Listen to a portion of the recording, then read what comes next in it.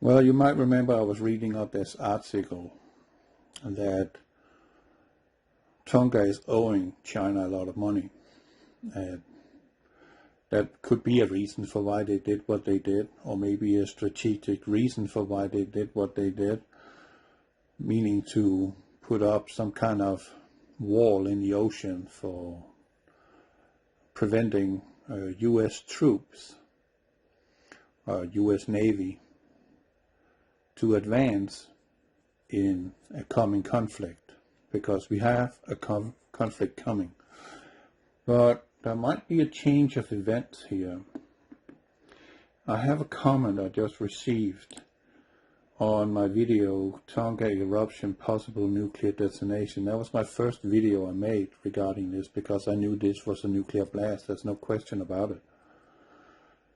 And Pedro Villegas, I believe that's how you pronounce it, says this was Russia's last warning to the US and NATO before the war begins. It's called the Poseidon Tsunami Torpedo Underwater Nuke. Just yesterday, a Russian deputy of the Duma made a comment regarding deploying a nuke as a warning to the US so they would know Russia was serious about securing their national interest.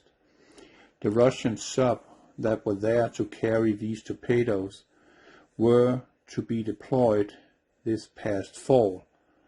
Russia, knowing this region, has been used by the US. So they know this region has been used by the US, meaning now the US can no longer use this region because of radioactive fallout. And the funny thing is, we're not hearing anything. There's complete blackout in Tonga, right? Complete blackout. So I would be very surprised that we will get any sort of information about radiation detection at the site. So what I can say to that is, I 100% understand the disposition from Putin and Russia in general. By having Ukraine enter NATO will dismantle disability or disable the Russian Navy, which is the largest navy in the Black Sea, preventing the Russian Navy to enter into the Mediterranean Sea. And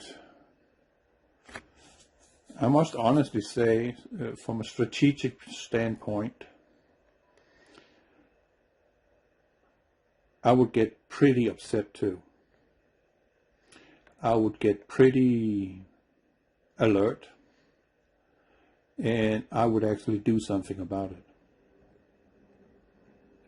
Because this is a matter of national security. And I know you might not think that it is like this and it is not like that. But you gotta try and put yourself in the shoes of Putin and his colleagues, that if Russia loses that ability, their national security is compromised significantly. And then transfer that over to your own country. How would you like that someone is coming and taking everything away from you, especially the ability to defend yourself against foes? I would do something. And maybe Pedro here is right on that.